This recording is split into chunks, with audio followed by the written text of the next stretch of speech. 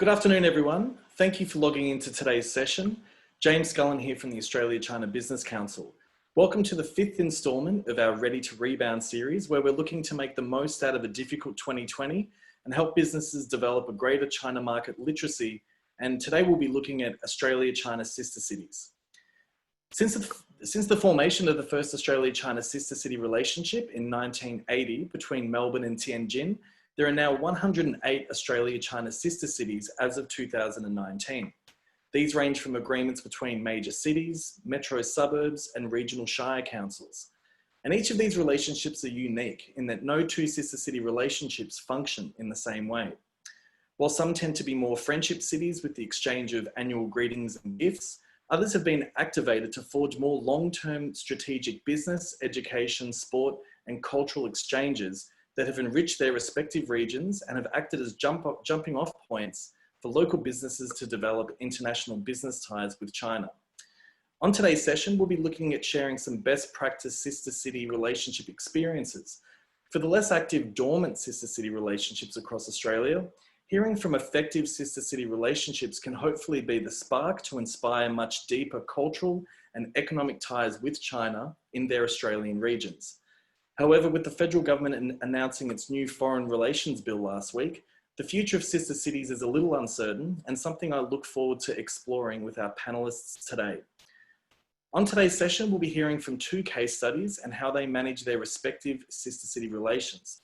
We'll cross to Brendan Smythe from the ACT government to hear about how Canberra manages their relationship with Beijing that's celebrating their 20-year sister city anniversary this year. Now, we're having a little bit of technical difficulty. Brendan, if you can hear me on the call, just to let you know that I have you as an attendee, and when we're going to have you speak, I'll be able to make you a panelist. We'll also hear from Tim Short in Tasmania to learn about the City of Hobart's sister city relationship with Xi'an and Fuzhou. And we're also joined by Dr. Shay Fan from RMIT University, who will share some of her insights from her report, Australia-China Sister Cities, Seizing Opportunities Together. Now, we like to make these webinars as interactive as possible. So down at the bottom of your Zoom screen, you will see a Q&A box. Please feel free to type in a question at any time during today's session, and we'll come to those during the second half of the hour. And I should also let you know that we're recording today's session, and I'll be emailing a copy of the recording to all attendees sometime next week. Now to our first speaker, Dr. Shay Xue Fan is lecturer in international business at the School of Management at RMIT University. Dr. Fan's research interests include identity, cross-cultural management, diversity, immigration, multinational corporation management, and expatriate management. Dr. Fan conducted research on Australia-China sister cities in 2019 and produced the report Australia-China Sister Cities, Seizing Opportunities Together. Shay, thanks a lot for joining us today. I am just about to unmute you. Shay, are you able to unmute yourself? Yeah. Yep, great. Okay, well, Shay, thanks a lot for joining us today, and over to you. So let me share my slides with you. So.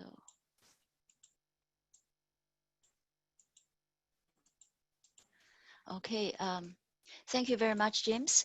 It's my pleasure to share our research on Australia-China sister city relationships at ACBC. So, and today, another member of our research team, Dr. Charlie Huang, is also here, and he will join the discussion later. So, research was sponsored by Australia-China Council.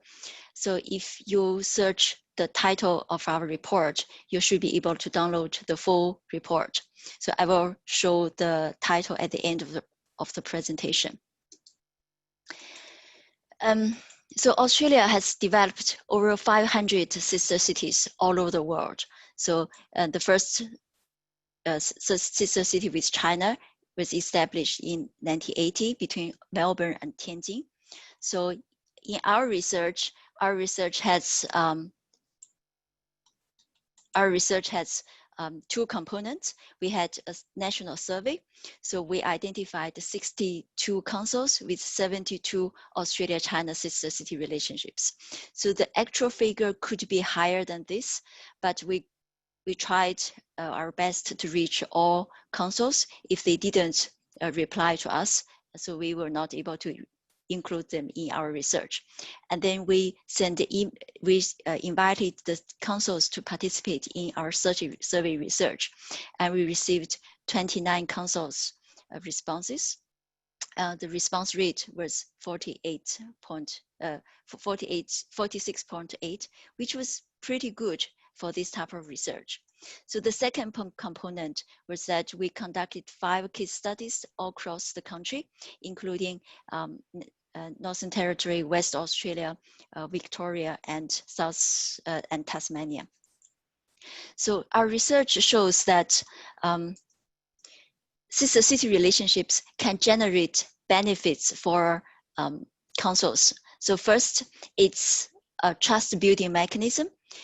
As a people-to-people platform, sister cities start with culture and educational exchange to promote goodwill and international understanding. So as one of our interviewees said, having sister cities is like to plant seeds for long-term trust and relationship building. So good sister city relationships can become a springboard for councils to develop economic connections with a foreign city. And sister city is also a network of resources. So we can look at this from different levels. At the one-on-one city level, so having a good sister city, it's like to have contact in a foreign country. So one of the councils we interviewed, they said whenever they had issues or challenges dealing with China, they went to their sister city for help, and their relationship with the sister city was very strong, and the sister city always helped them. So if the sister city couldn't solve the problem within their city, and they introduce the Australian council to another Chinese city. So this is a valuable connection. At the higher level, so every city has multiple sister cities.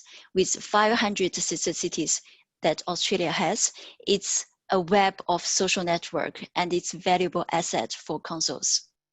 So of course, sister cities can develop a lot of different kind of outcomes for councils. Of course, the trend now is that councils expect economic benefits from sister city relationships. However, the traditional benefits, such as cultural, educational, and social outcomes, are also very important, because councils stakeholders not include only business people, they also include schools, ethnic minorities. These stakeholders may have different expectations from sister city relationship. So however, we discovered that sister city management faces a lot of challenges. So the first one is, which is also the most important one, is resource related. So to maintain sister city relationships, every 2 or 3 years, councils need to organize trips or delegations to visit each other. And our councils found it was very difficult to justify the expenditure, because the local community expect the China visit to bring immediate or direct financial return, which is difficult to achieve. Another most important part is limited resources. So in our survey, we asked how many full-time staff do you have to manage sister city relationships. As you can see, only 19% of the councils said they can allocate 1 or 2 staff to do these tasks. The majority of councils couldn't even allocate 1 full-time employee. So that means councils could not do a lot with the sister city relationships. They had to rely on volunteers. So in terms of budget, And you can see about 20% of councils can provide more than $20,000 for sister city development. About 60% of councils could only provide less than $5,000 per year to develop sister city relationship, which is not a big number. So another challenge that cities has is lack of economic outcomes. So councils face the challenge to justify that their sister city relationships can bring economic return. And this is also their stakeholders' expectation. However, this is difficult to achieve because some sister cities were established 10, 20, or 30 years ago. At that time, economic return was not the focus. And now councils realized they just don't have solid foundation to develop economic connections with China. Another reason is councils have to work within limited space. So if they have a large organization, so the organization can do business by international business by themselves. They have their own resources. They don't need help from councils. Or if they need help, they can go to state councils. You can go to state government for help. So what organizations who need help from council are small and medium organizations. So this kind of business, they may not have a strong competitive advantage to compete in an international market. So when we conduct research, we asked the councils to see, where do they locate sister city within the council? And you can see 50% of councils said it's under economic development, and 18% was under international relations, 14 was under executive office. All the rest accounted for 18%, which means they either under art and culture, community service, or civic affair. So this, how councils locate the sister city management reflect their understanding of the role of the sister city relationship. So another challenge is performance evaluation. We found that a lot of cities councils do not have very well-developed evaluation system for the sister city relationship.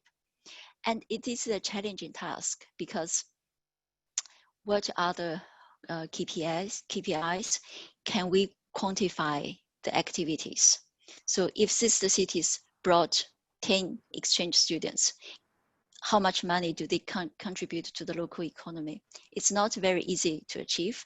However, in our research, we found the city of Hobart has developed a quite good evaluation system.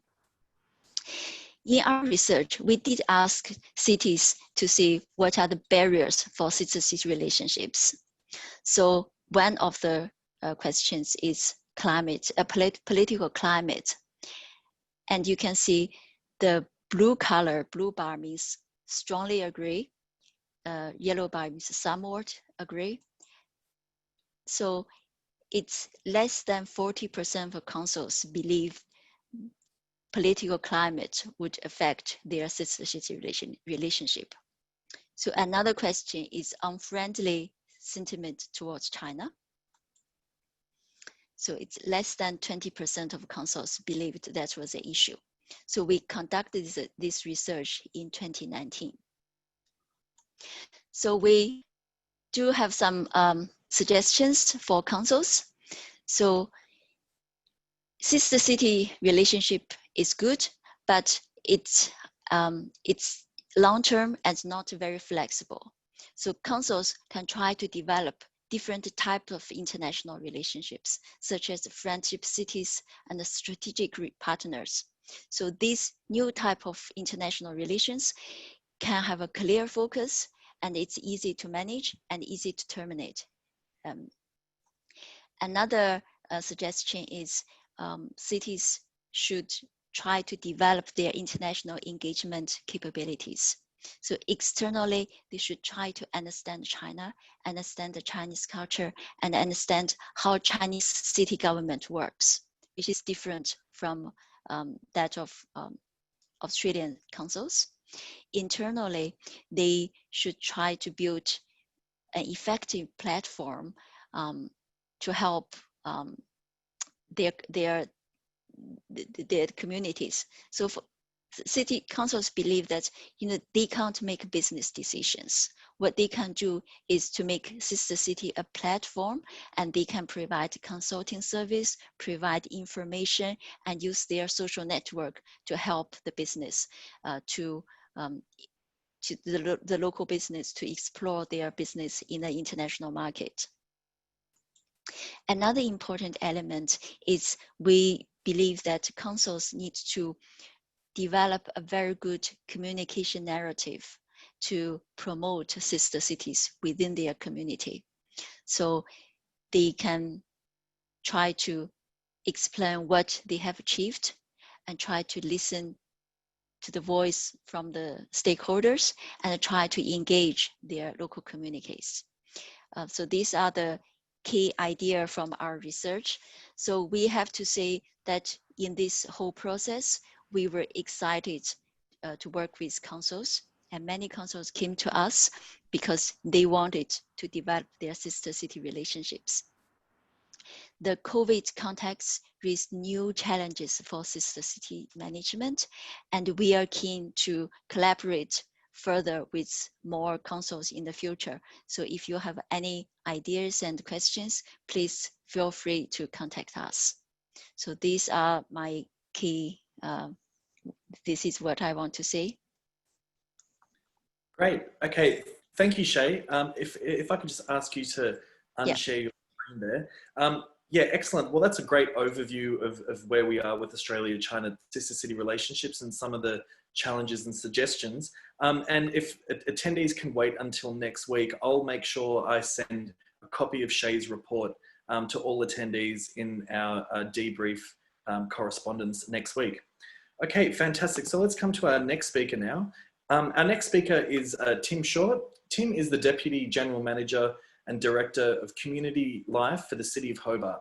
He has a unique understanding of how the city operates, developed over 20 years of experience in local government with a focus in the areas of economic, community and cultural development, international relations, tourism, strategic planning, events and activations, including the iconic Taste of Tasmania and Salamanca Market.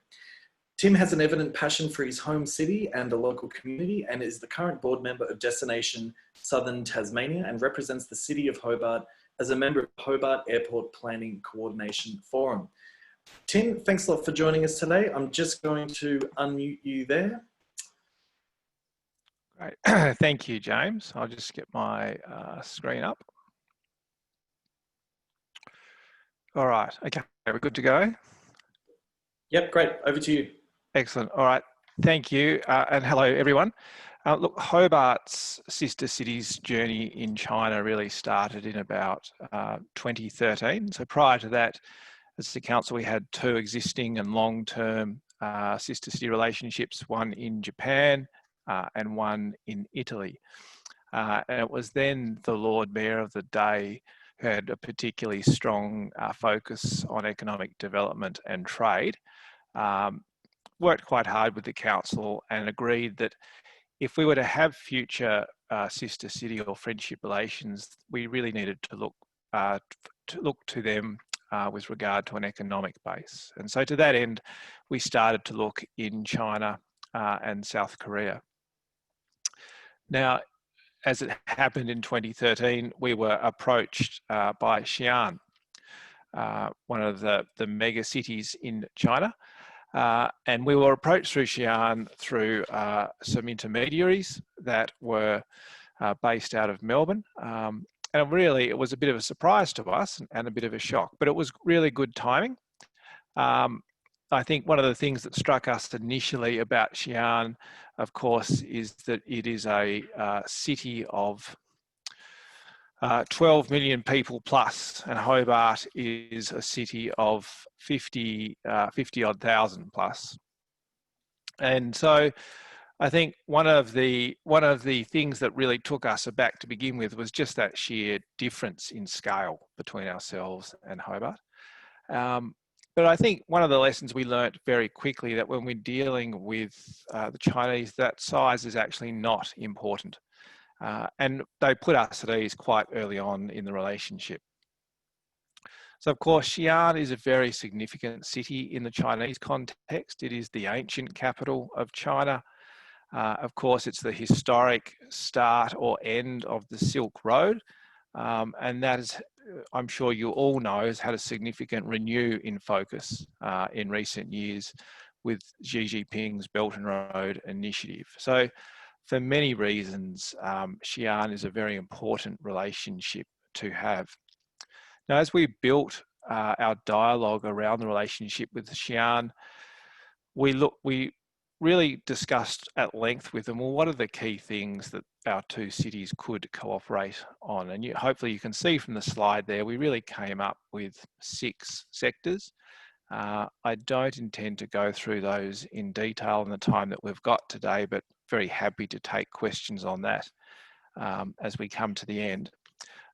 What I'll do is I'll flip on to quickly just the background of our next sister city, which is Fuzhou, and then I'll have a bit of a discussion quickly about our experiences with both cities. So Fuzhou was a slightly different pathway for us. Fuzhou is the capital city of Fujian province, which is Tasmania's sister state. And Tasmania and Fujian have had that relationship dating back to the early 80s. And has largely been dormant over that time, with some exceptions where there have been periods of activity within that time. Again, Fuzhou is a big city. It's a very different city to Xi'an. Has a very strong base in seafood and aquaculture. It's also a centre for tea manufacturing.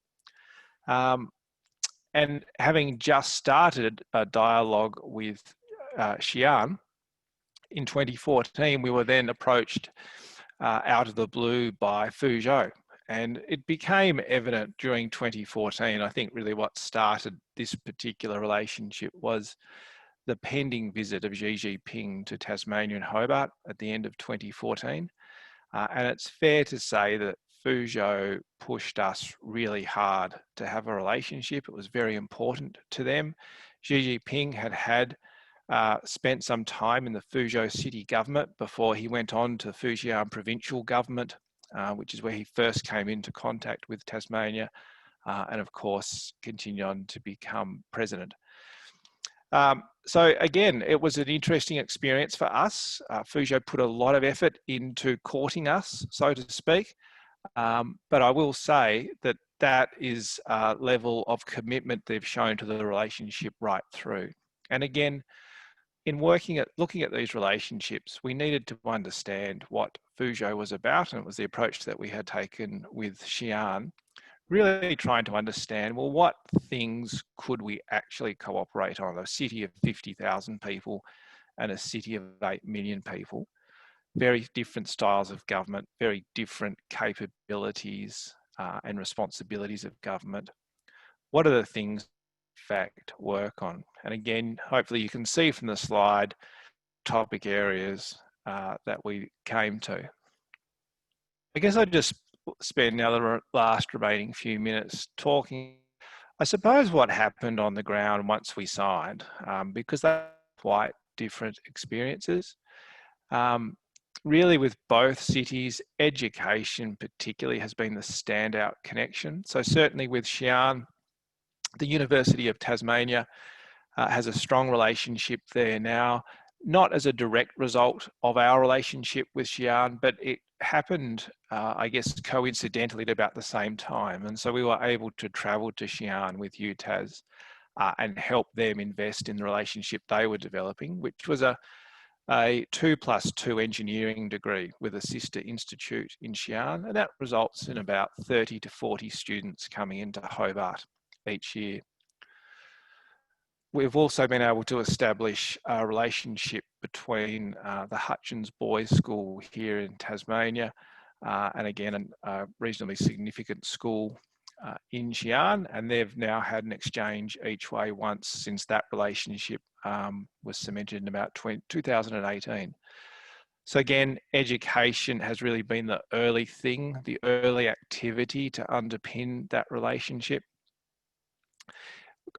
Contrast that with Fuzhou.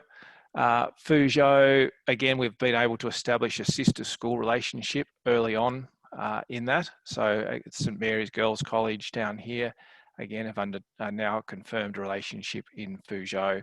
And again, they've started to visit each other. I think that really one of the things that we look at as part from these industry, alliances or connections that we can create, it's important for us, and our advice, the advice of my team to our elected members has always been, we need to look at the ability to actually connect with these cities ourselves. So we aim roughly, or previously have aimed roughly, to try and visit our sister cities every 2 years if we're able to. Now the Xi'an relationship was formalised in 2015. Xi'an has visited Hobart twice over that time, and we have visited Xi'an 5 times. So Xi'an visited Hobart once in the lead up to signing the agreement, and then they visited once post signing the agreement, and that was a 6-hour visit. They literally flew in one morning, they stopped for lunch, and they flew out that afternoon. But again, I contrast that to the experience with Fuzhou. We have visited Fuzhou, I think, 6 times over our period of relationship, and they have visited us 5 times. Now, not that it's all about visits and keeping score, but I don't know about some of the listeners, but we get pinged a lot by members of the community who don't understand why we can't hold these sister city relationships over Skype or Zoom or email. And those of you that have travelled overseas and those of you that are involved in these relationships, I think would understand why that is not an effective way to manage a relationship. Sure, WeChat, Zoom, Skype, email, that can all help maintain a relationship between visits, but I don't believe it's an appropriate tool to manage relationships unless you can have direct face-to-face contact and really get to begin to understand each other, and importantly, understand each other's cities. I really would respectfully submit that the relationship will never reach the level it needs to. I think the other thing that we've learnt again from the Xi'an government have a very firm policy of changing people through their offices every year to 2 years. So the Xi'an Foreign Affairs Office, I think we signed the agreement in 2015. We've probably dealt with 6 different people, 6 different leads of the relationship with Hobart over that time. And again, that makes it just so difficult to maintain a relationship. Our experience has been essentially every time the personnel change, it's almost like starting the relationship anew and reconfirming what we had agreed and reconfirming those industries and those areas we thought that we could work together on. Again, contrasting that with Fuzhou, we have largely dealt with the same person, even though she's been promoted over that time. Lydia, and in fact Lydia came and did a 6-month stint with us and my team in our office, in the Economic Development Office here at City of Hobart, and just led to such a strong understanding of Fuzhou and Chinese custom and culture, which we just, you begin to pick up through visits, but that 6-month stint with Lydia really gave us a much more profound understanding of life in Fuzhou, but importantly, the differences as to how the 2 cities approach these relationships and perhaps why those differences occur. And that was super helpful. And I think Fuzhou too have gone to some effort in maintaining activity in the relationship. So early on in the relationship, they sent out their 2nd most senior person from the People's Congress, and she led a delegation of 28. And part of that 28 was a troupe of performers, and they came and did an open air performance for the people of Hobart, which went down incredibly well. reciprocating that, we were actually able to manage convincing the Tasmanian Symphony Orchestra as part of a small tour of China they were doing to come and actually perform in Fuzhou for us. And we did that on the visit to Fuzhou where we signed the Friendship City Agreement. So it was extraordinarily powerful for us to be able to go into a Chinese city with a symphony orchestra behind us and sign the Friendship City Agreement. So look, I think I'm running short of time, but I hope you can see that between those two cities, they are quite different experiences. I'm not saying one is good and one is bad, but they're just different. And I think there's some key reasons for that. I think if I look back on it retrospectively to date, I would have to say perhaps the Xi'an relationship is a little disappointing. I think it has been difficult to maintain that consistency of dialogue with them. As I said earlier, we feel like we have to restart the relationship almost every year. Against Fuzhou, started out right from the get-go, really wanting to be very committed and to be very authentic about the relationship. And I really think that they have backed that up in the way they have acted towards us ever since 2014. And so we've certainly tried to reciprocate that. So James, perhaps with that overview, I can sit back now and happy to be part of the panel later for questions. Excellent. Thank you, Tim. Tim, if I can just ask you to unshare your screen. So great to have the opportunity of a comparative example with Hobart's 2-in-1 model, and Tassie punching above its weight as usual, with Hobart being a city of 50,000 compared to Xi'an, which is 12 million, isn't a bad effort. Okay, now I'm going to try and tempt fate here and try and bring on Brendan. Brendan, can you hear me?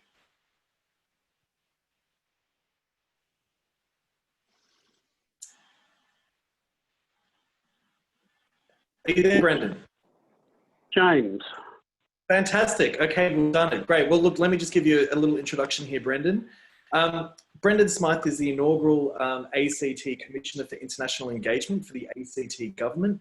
During his 18-year service to the ACT, Mr. Smythe has held various portfolios. From 1998 to 2001, he held ministerial portfolios for business planning, urban services, tourism, arts, environment, industrial relations, and police and emergency services. And Brendan was also elected as the Deputy Chief Minister from 2000 to 2001. Brendan, thanks a lot for joining us today, and that's over to you. James, thanks for that. And ladies and gentlemen, my apologies for the lack of Zoom. It doesn't seem to like my computer, but such is life. The ACT's had a long relationship with Beijing. We were to celebrate our 20th anniversary this year, but that hasn't been so successful. We also have MOUs, Memorandum of Economic Understanding, with Hangzhou and Shenzhen. And the other sister city relationships we have are with Nara in Nara in Japan, the ancient capital, and Wellington in New Zealand. And I think Tim nails it when he said it really does depend on individuals. If there's somebody that's at each end of the agreement that is committed to it, they tend to work. If you have changing personnel, it takes a lot of time to re-establish the relationship. So it's very, very important to try and achieve continuity.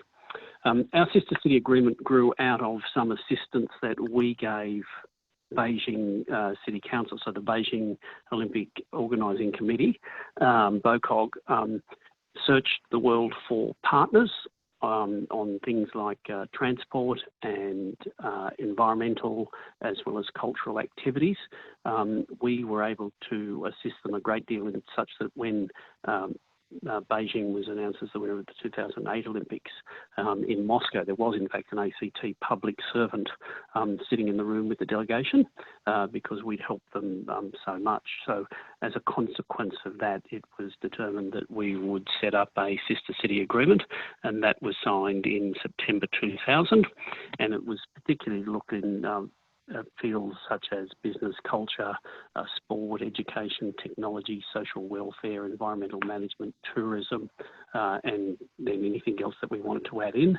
So we've had a number of delegations go, and they've looked particularly at environmental management, especially water. We've done some work in agriculture, public administration, tourism, education, and training. And we were very lucky that we're very lucky that it's been bipartisan. So both of the major parties have supported the relationship. And as such, in 2014, in honour of Canberra's centenary as a city and the capital, Beijing Municipal Gardens donated the Canberra Beijing Garden, which sits down on the lake foreshore, and it's a fabulous Qing Dynasty style park that we now hold an annual lantern festival in. So there's a lot of activity in that regard.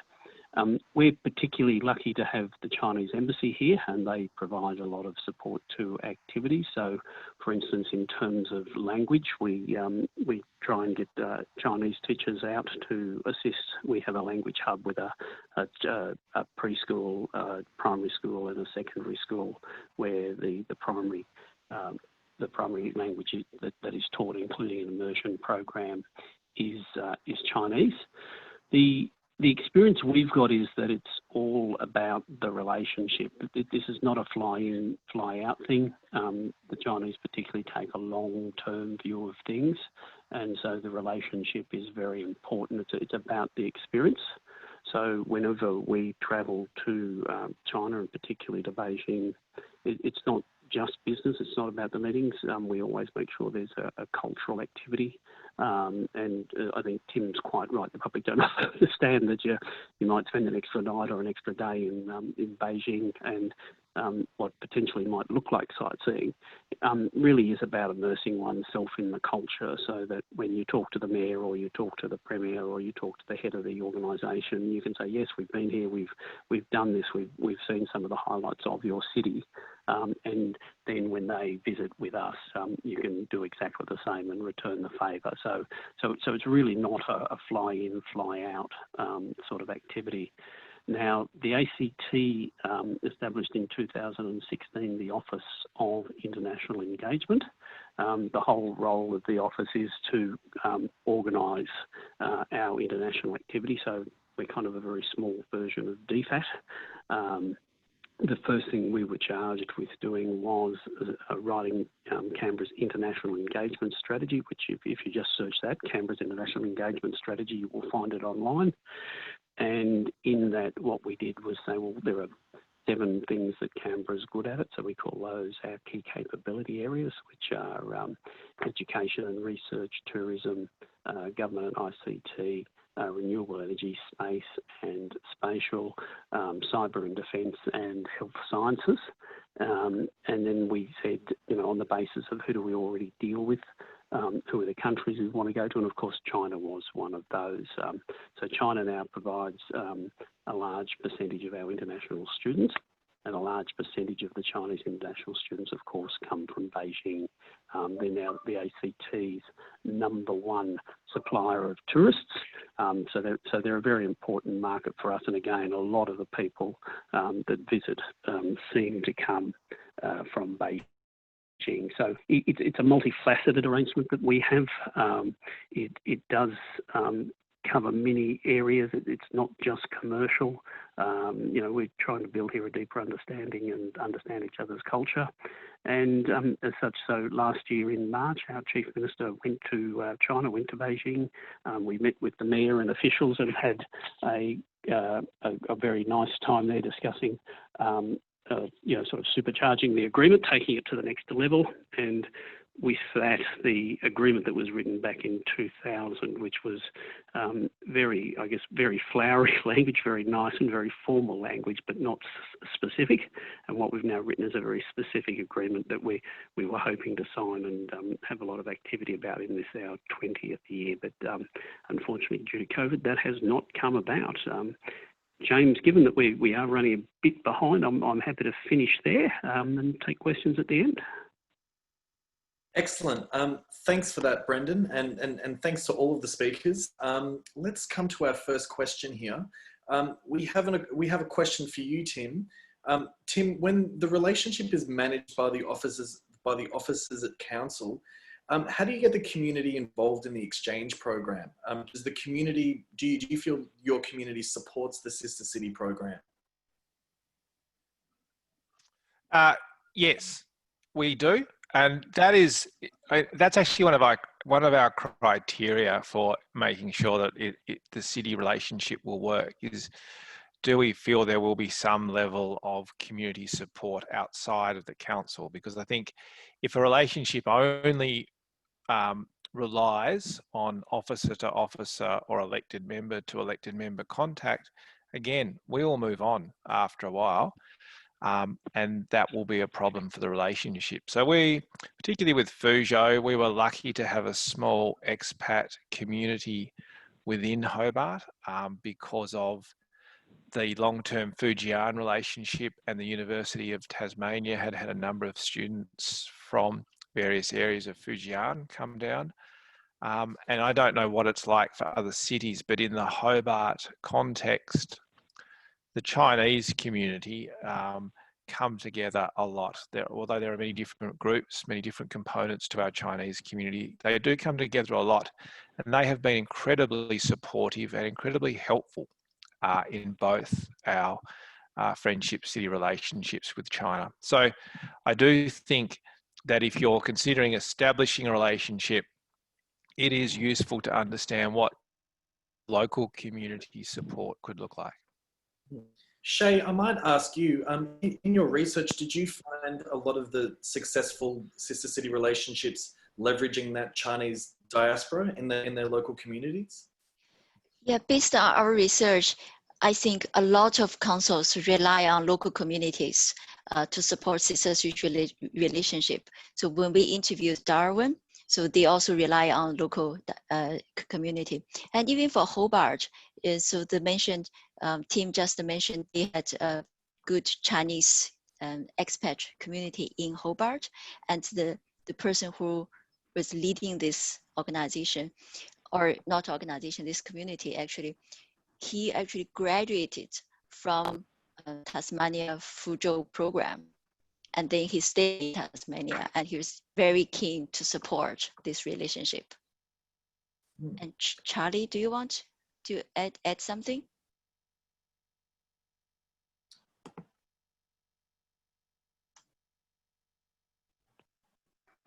Hi, it's Charlie here. Actually, we also find that in some councils, they do employ some of the Australian Chinese to help them to coordinate the activities between Australia and China. And they play a key role in promoting the sister city relationship in China as well. For example, in the city of Sheraton. Okay, great. Thank you, Charlie. Now we've got a question here from Bruce regarding the new foreign relations bill as tabled by the federal government. Look, I think from what we know about this bill at the moment, it extends to all levels of government, where if you have a international relations policy, whether it's a sister city relationship, an agreement between universities, or an agreement between state governments, you'll now need approval from the Department of Foreign Affairs and Trade to pursue that relationship.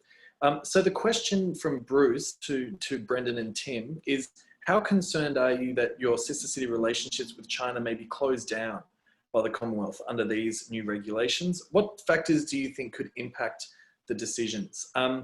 So I guess, Tim and Brendan, it's early days with this bill from what we know about it at the moment, but if we could just get your insights on how you think it might affect and impact your sister city relationships.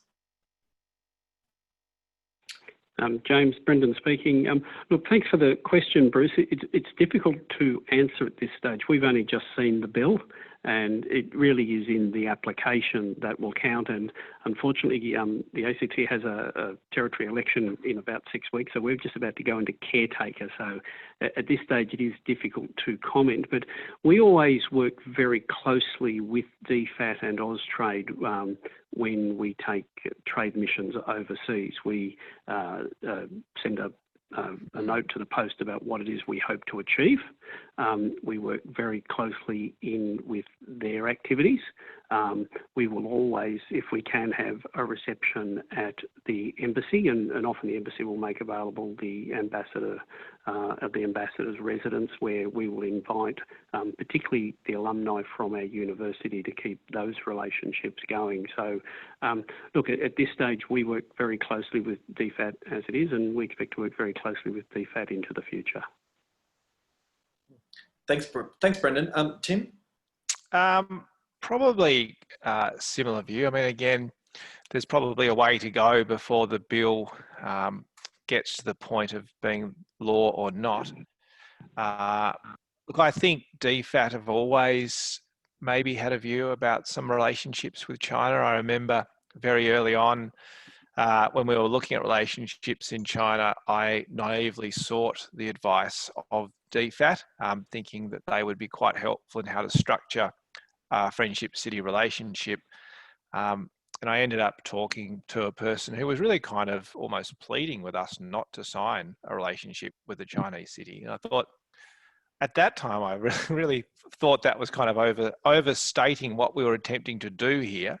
I was saying, look, it's just a sister city relationship. These have happened all over the world for the last 50 years. I don't think it's that big a deal. But gosh, how far have we come now in 6 years when the National Parliament is potentially talking about limiting these relationships? So, look, I guess I am fearful of what that could mean and what that could imply. I think my experience in dealing with our two cities is, while what they do is governed by the central Chinese government, they do operate somewhat independently in developing these relationships. So I think from their end too, they might find it quite difficult to understand why we might be taking this approach at the Australian national level.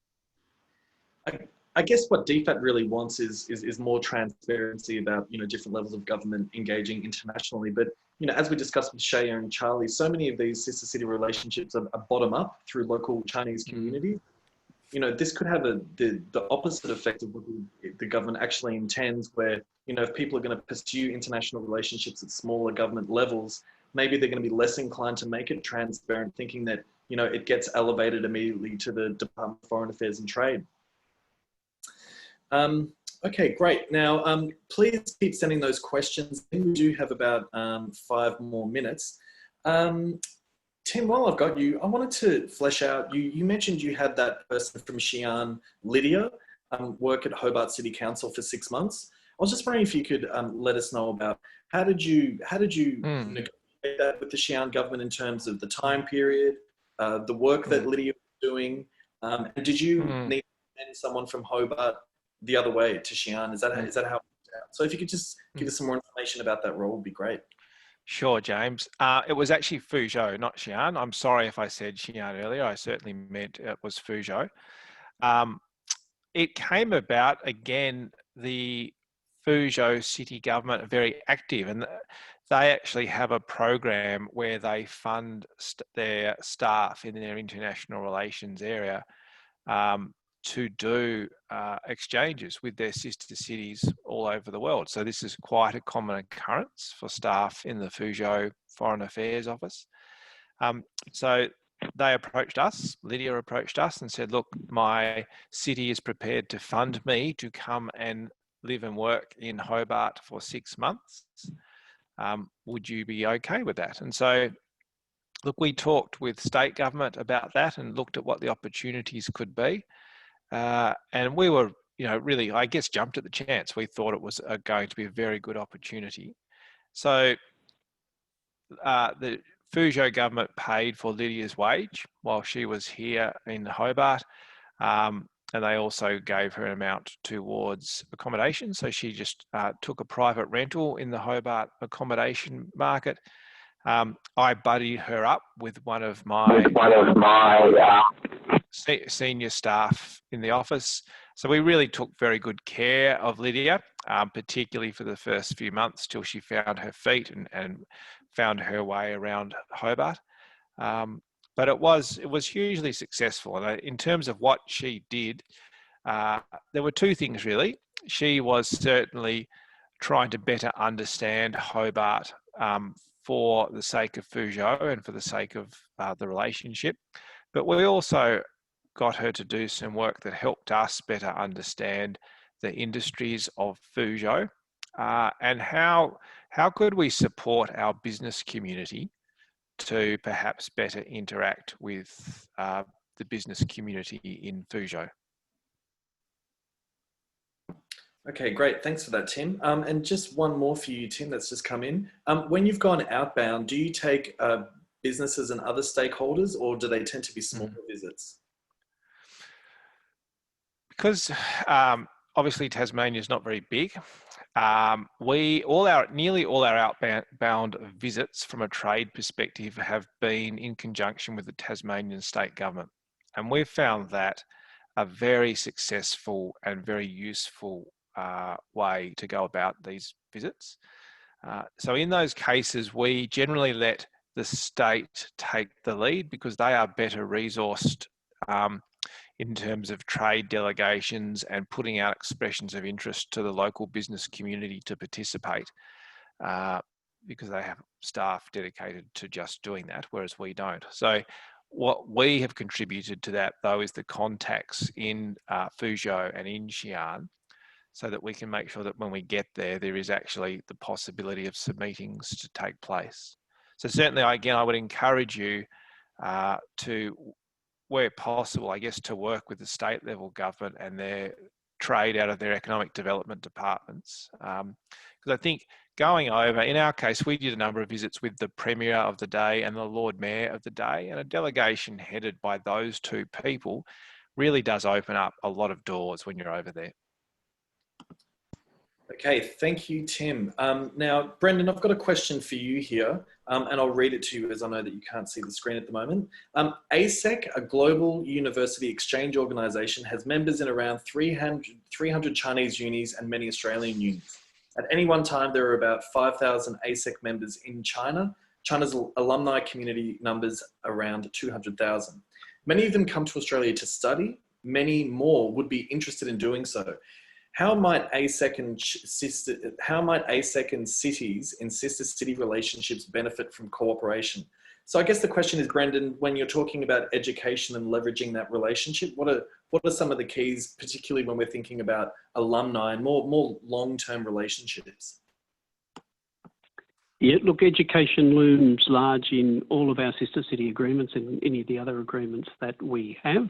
And, you know, the product that Australia offers is well regarded throughout Asia and the world. And, the Australian National University is often the #1 ranked university in the country, and University of Canberra, I think, is now the #1 university in the emerging universities lists for Australia. So one, it's about the product and making sure that you've got a good product.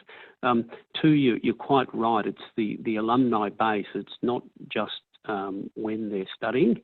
It's about what that offers you later on. And it does get back to those community roots that we were talking about earlier.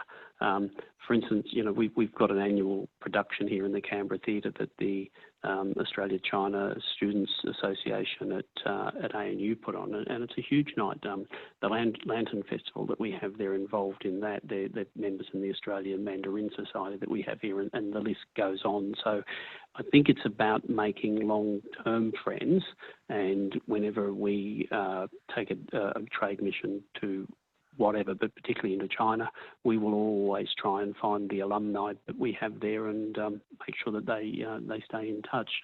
You know, they've chosen your city, they've come to your jurisdiction, they've picked your country, so they've got an interest, and you know, the best customers you've got are the ones that you already have. So it is about making sure that you build that relationship and keep it as fresh as you can. Thank you, Brendan. Now, at the risk of going over time. Oh, Shay, you've just blocked that question. Shay, I'll let you answer this question live here. Someone's asked that you mentioned some cities have really effective tools for measuring outcomes of sister city relationships. Would you be able to expand on what some of those tools you found were? Yes, I think it's very good evaluation system that was developed was by City of Hobart. So if you look at our report, we actually provided that evaluation system in our report in appendix. So if you email me, I can send you the report. And yeah, you could also ask a team, probably can provide more comprehensive system. Okay, great. Thanks, Shay. All right, well, so we're almost at 3 o'clock, so we'll have to bring this session to a close, but I think it's been fascinating hearing from the experiences of both Hobart and Canberra, and also that academic insight from Shay and RMIT University. So to Tim, Shay, Charlie, and Brendan, thank you all so much for participating in this insightful session today. For all attendees, as I mentioned at the beginning, I'll be sending a debrief email to everyone next week, and I'll make sure to attach some of the slides from today, and also RMIT's Sister City research project. So thanks a lot for everyone for joining today's session. I hope you have a great weekend, and we'll see you next time. Thanks, everyone. Thank you. Thank you. Thanks, James. Well done.